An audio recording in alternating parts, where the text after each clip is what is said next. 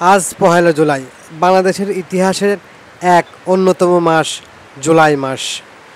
জুলাই আগস্টের ছাত্র আন্দোলনের ফলে তৎকালীন প্রধানমন্ত্রী শেখ হাসিনার পদত্যাগের মধ্য দিয়ে এই আন্দোলন শেষ হয়। বাংলাদেশে কোঠা সংস্কারের লক্ষ্যে 2024 সালে 1 জুলাই থেকে 4 দফা দাবিতে বৈষম্য বিরোধী ছাত্র আন্দোলনের ব্যানারে আন্দোলনকারী শিক্ষার্থীরা লাগাতার কর্মসূচি দেয়।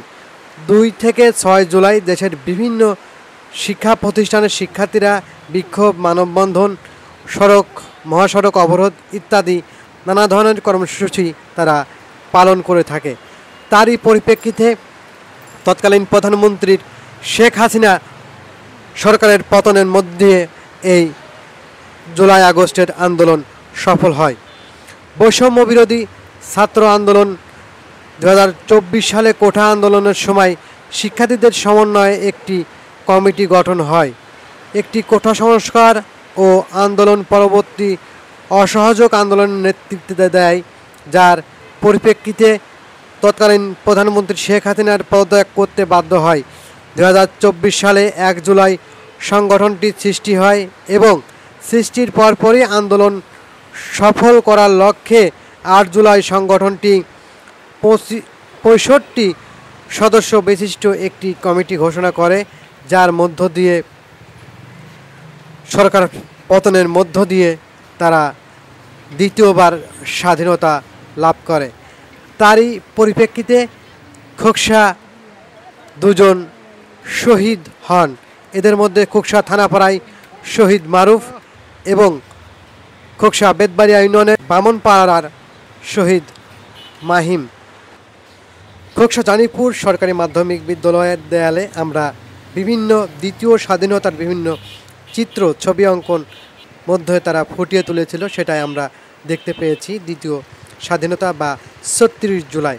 আমরা এখন খোকসার থানাপাড়ার শহীদ মারুফের মায়ের কাছ থেকে চলুন তার ছেলের কিছু স্মৃতিচারণ শুনে আসি। কষ্টই ধরতে গেলে আছে, একজন তার ছেলের কথা কোনো সময় বলতে পারিনি। ছেলে যে আশা দিয়ে গেছে, কত আশা করেছিল ছেলে লেখাপড়া শিখে চাকরি করবে। সরকার থেকে কোনো কি সহায়তা এখন পর্যন্ত না, সরকার থেকে এখনো কিছু পায় না, কিন্তু অন্য জায়গায় থেকে দিচ্ছে। হ্যাঁ, এখন কি কোনো সাহায্য সহযোগিতা আসে? না, আর সরকার থেকে তেমন কিছু না, না। আমার ছেলে ঢাকা গেছিল ইন্টার্নি করতে গিয়ে আন্দোলনে গেছিল নাকি, সেই জায়গায় যায় গুলি খায়। গুলি খাওয়ার পরে আহত হয়। তারপরে ঢাকা রামপুরা বনশ্রী হাসপাতাল, এখন হাসপাতাল আছে, ওই জায়গায় ভর্তি করেছিল। ওই জায়গাতেই মারা গেছিল নাকি গুলি খেয়ে। ওর জন্য দোয়া চাই, আপনারা সবাই ভালো দিন করবেন, দোয়া করবেন। আজ পহেলা জুলাই, ঐতিহাসিক জুলাই আগস্টের যে আন্দোলন, এই আন্দোলনের মূল মাস্টারমাইন্ড যারা আমাদের অনুপ্রেরণা, সেই মহান নায়ক শহীদ আবু সাইদ, মুগ্ধ, ওয়াসিম, খোকসার 20 সন্তান শহীদ মারুফ, শহীদ মাহিমকে আমি গভীরভাবে শ্রদ্ধা জ্ঞাপন করছি। আসলে আমরা পহেলা জুলাই যে কোটা কেন্দ্রিক যে আন্দোলন শুরু হয় সারা দেশে, ছাত্রদের যে ন্যায্য অধিকার আদায়ের যে আন্দোলন শুরু হয়েছিল, এই আন্দোলন তৎকালীন সময়ের যে স্বৈরাচার শেখ হাসিনার সরকার ছাত্রদের উপর যে নির্মম নির্যাতন নিপীড়ন শুরু করে, পরবর্তীতে এই আন্দোলন গণ আন্দোলনের রূপ নেয়। এই আন্দোলনের ছাত্র, শ্রমিক, দলমত নির্বিশেষে সকল শ্রেণী পেশার মানুষ এই আন্দোলনে অংশগ্রহণ করেন।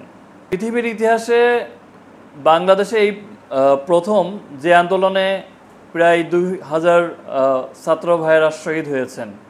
পৃথিবীর ইতিহাসে কোনো দেশেই এমন আন্দোলনের কোনো নজির নেই। সেক্ষেত্রে দীর্ঘ 16 বছর ধরে শেখ হাসিনার সরকার যে বাংলাদেশে যে নিপীড়ন চালিয়েছে বাংলাদেশের মানুষের উপর, তারই বহিঃপ্রকাশ এই আন্দোলনে ঘটেছে। তো আমাদের ভাইয়েরা তারা তাদের জীবনের মূল্যবান জিনিস, তাদের জীবন উৎসর্গ করে এই আন্দোলনকে সফল করেছে। কিন্তু প্রকৃতপক্ষে যে অন্তর্বর্তীকালীন সরকার গঠন হয়েছে, সেই অন্তর্বর্তীকালীন সরকারের প্রধান দায়িত্বই ছিল এই শহীদ এবং আহতদের যে ন্যায্য দাবি এবং তথা বাংলাদেশের সকল নাগরিকের যে ন্যায্য দাবি, যে বাংলাদেশে আর যেন কোনোভাবেই স্বৈরাচার যেন প্রভাব বিস্তার না করতে পারে, কোনো দল যেন স্বৈরাচারী হয়ে না ওঠে। কিন্তু 5ই আগস্টের পরবর্তীতে আমরা দেখেছি ফ্যাসিবাদ 2.0 আবির্ভূত হয়েছে। আমরা একটি স্বৈরাচারকে সরিয়েছি আরেকটি স্বৈরাচারকে বসানোর জন্য নয়। কিন্তু আপনারা দেখতে পাচ্ছেন পূর্ববর্তী আওয়ামী শাসন আমলে যেভাবে হত্যা, গুম, নারী নির্যাতন, ধর্ষণ, চুরি, ডাকাতি, ছিনতাই, চাঁদাবাজি, ঠিক তার চেয়েও বেশি কোনো কোনো ক্ষেত্রে সেটা 5ই আগস্টের পরবর্তীতে একটি পক্ষ, একটি দল আমরা দেখে আসছি সেটাই ঘটাচ্ছে। এটা আসলে আমাদের কাছে অত্যন্ত দুঃখজনক। এত বড় একটি আন্দোলন করে প্রায় 2000-এর বেশি আমাদের ভাইয়েরা শাহাদাত বরণ করেছে, হাজার হাজার ভাইয়েরা এখন পর্যন্ত আহত অবস্থায় হাসপাতালে বেডে কাতরাচ্ছেন। কিন্তু যার জন্য এতগুলো মানুষ প্রাণ দিল, কিন্তু সেটা এখনও অবধি চলমান রয়েছে। এই জন্য আসলে আমরা খুবই শঙ্কিত বোধ করছি। আপনারা জানেন গতকালকেও ভোলাতে চাঁদার দাবিতে স্বামীর সামনে স্ত্রীকে গণধর্ষণ করা হয়েছে। তো 2বার সময় নিয়েও তারা তাদের সময়ের মধ্যে জুলাই সনদ দিতে ব্যর্থ হয়েছে। এই জন্য আমি একজন জুলাই যোদ্ধা হিসেবে এর প্রতি তীব্র নিন্দা ও ধিক্কার জানাই। 2 জন ছাত্র উপদেষ্টা থাকাকালীনও কেন তারা জুলাই সনদ দিতে ব্যর্থ হচ্ছে, এটা আমাদের আসলেই বোধগম্য নয়। প্রয়োজনীয় সংস্কার বিচার এখন পর্যন্ত সঠিকভাবে আগাচ্ছে না, খুবই ধীর গতিতে আগাচ্ছে। যদি প্রয়োজনীয় সংস্কার বিচার সঠিকভাবে হয়, তাহলে আমি বিশ্বাস করি পরবর্তীতে ফ্যাসিবাদ আর কায়েম হবে না, পরবর্তীতে কোনো দলই স্বৈরাচার হয়ে উঠতে পারবে না। সৈয়দ মাসুদ রহমি সেতু আমরা আন্দোলন করে সেটা প্রতিহত করেছিলাম। যে ব্রিজে মানে বাজেটের তুলনায় কয়েক গুণ টাকা তোলা হয়েছে, পরবর্তীতে এইটা নিয়ে আমলা প্লাস একটি স্বার্থান্বেষী মহল তারা চেষ্টা করছে যে পুনরায় টোল চালু করার। তো এটা আমরা যে 2 দিন আগে যে আন্দোলন করেছিলাম, এটা আমাদের জন্য অত্যন্ত লজ্জাজনক। কেন আমাদের আবার আন্দোলন করতে হবে, কেন আমাদেরকে দাবি জানাতে হবে যে টোল চলবে না? এটা অত্যন্ত দুঃখজনক। সর্বপ্রথম আমরা যে রাজপথে নেমেছিলাম তার বিশেষ কিছু কারণ ছিল। ছাত্র আন্দোলনের মূল লক্ষ্য ছিল আমাদের কোঠা সংস্কার। সেই সাথে সাথে আমাদের লক্ষ্যবস্তু অনেক উপরের দিকে চলতে থাকে। স্বৈরাচার শাসনের যে কণ্ঠস্বর আমাদেরকে চেপে ধরেছিল, সেই কণ্ঠস্বরকে সরাই নিয়ে আমরা আমাদের কণ্ঠ মুক্ত করতে চেয়েছিলাম। আমরা চেয়েছিলাম এই দেশকে ন্যায় বিচার প্রতিষ্ঠা করতে। আমরা চেয়েছিলাম এই দেশের মানুষ মন ভরে নিঃশ্বাস নেবে, মন ভরে কথা বলতে পারবে, স্বাধীনভাবে চলতে পারবে, সবার অধিকার সমান হবে। কিন্তু আমরা আমাদের এই আশা কতটুকু পূরণ করতে পেরেছি সেটা প্রশ্নের সম্মুখীন হতে চলেছে। এখনও আমরা আমাদের এই দেশটাকে, আমাদের এই লাখো শহীদের বিনিময়ে যে আমাদের এই বাংলাদেশ, এই যে শহীদদের রক্তের সাথে আমরা কি এখনও তাদের ন্যায় বিচার করতে পারছি কিনা? এই যে 24শে জুলাই আন্দোলন হয়েছে, এই আন্দোলনে যারা শহীদ হয়েছেন তাদেরকে এখনও বিচারের আওতায় আনতে পেরেছি কিনা? যারা এই শহীদদের বিরুদ্ধে নামছে, যারা আমাদের ভাইদেরকে শহীদ করছে, তাদেরকে বিচারের আওতায় আনছে। আমরা বিভিন্ন সময় বিভিন্নভাবে সরকারের আমাদের যারা প্রতিনিধি আছে তাদের সঙ্গে আমরা যোগাযোগ করেছি, তারা শুধু আশ্বস্ত করেছে। আমাদের এই জুলাই সনদ, যেটা পুরা 1 বছর যাবত আমাদেরকে দাবি আছে, এই দাবিটাও তারা এখন পর্যন্ত বাস্তবায়ন করতে পারেনি। মাধ্যমে সরকারিভাবে যতটুকু সাহায্য সহযোগিতা আসছে আমরা পূর্ণরূপে তখনই সেটা তাদেরকে পৌঁছানোর ব্যবস্থা করছি। তবে হ্যাঁ, তাদের ক্ষতিপূরণ তো আমরা সম্পূর্ণরূপে দিতে পারবো না, এটা কখনো সম্ভবও না। একটা মায়ের কোল থেকে যখন একটা মায়ের সন্তান হারায় যায় তখন তার সেটা ফিরিয়ে দেওয়া সম্ভব না। পূর্বে ডিসি মহোদয় সাহেবের সঙ্গে বহুবার আলোচনা করছি এবং এই বিষয়গুলো নিয়ে আলোচনা হয়েছে, কিন্তু কখনই তিনি আমাদেরকে কোনো ক্লিয়ারেন্স দেননি। এর পরিপ্রেক্ষিতে তার উপরে যে আমাদের আত্মবিশ্বাসটা ছিল সেটা এখন আমাদের নেই।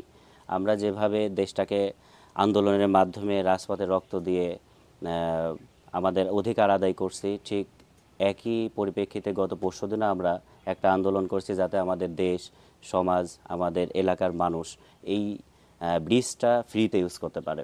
তো আমাদের এক্সেন সাহেব উনি আমাদেরকে 2 দিন সময় নিয়েছিলেন যে ওই টোল ঘরটা ভাঙার জন্য। আজকে সেই 2 দিন শেষ হবে। যদি কোনোভাবেই এই টোল ঘরটা উনি না সরায় এবং আমাদেরকে ক্লিয়ারেন্স কোনো বার্তা না দেয়, তাহলে আমরা অনেক বড় একটা আন্দোলনের ব্যবস্থা করব ইনশাল্লাহ, যেটা খোকসা, কুমারখালী সহ কুষ্টিয়ার আপামর জনতা একসঙ্গে যোগ দেবে। এবং আমাদের এই রকমই পরিকল্পনা আছে এবং সব জায়গাতে আমাদের আলাপ আলোচনা অলরেডি হয়ে গেছে। আমাদের নিজের এলাকায় আপনি বাস স্ট্যান্ডে যে কথাটা বললেন, দেখুন আমাদের পৌরসভার আয় ব্যয় আসে এই সমস্ত কার্যক্রম থেকে।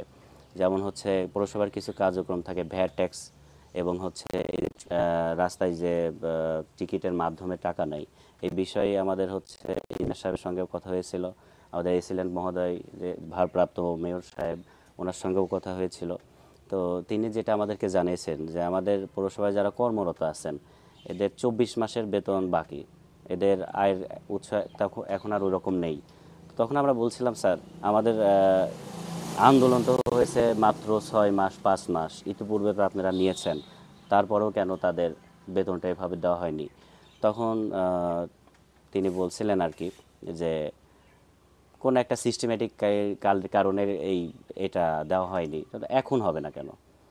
শুধুমাত্র এই ভ্যানওয়ালা আমার গরিব ভাই, গরিব বোন বা গরিব যে শ্রমিকদের কাছ থেকে টাকা নিয়েই কি এদেরকে বেতন দেওয়া হবে? আরও তো অনেক খাত আছে, এই খাতটা বাদ দিলেও তো অনেক খাত আছে যেখান থেকে তাদেরকে বেতন এবং ভাতার ব্যবস্থা করা যায়। তারপরে অনেকবার আমাদের সঙ্গে তারা বসাবসি করছে। পরবর্তীতে তিনি আমাদেরকে জানাইছে যে ভ্যান যেগুলো অটোরিকশা এগুলো বাদে এবং লোড আনলোড বাদে, অর্থাৎ আমাদের বাস স্ট্যান্ড যারা ইউজ করবে না, অর্থাৎ বাস স্ট্যান্ডে যারা দাঁড়াবে না তাদের কাছ থেকে এই টোল আদায় তারা করবে না। এখানে শুধুমাত্র যারা এই বাস স্ট্যান্ড ব্যবহার করবে, যে সমস্ত পিক আপ ভ্যানগুলো, তাদের কাছ থেকে শুধুমাত্র টোলগুলো নেবে। এরই উপরে আছে। হয়তো আপনি জানেন যে এখন হয়তো আপনার ভ্যান এবং অটোরিকশার কাছ থেকে টোল আদায় বা এই চাঁদা আদায় হচ্ছে না।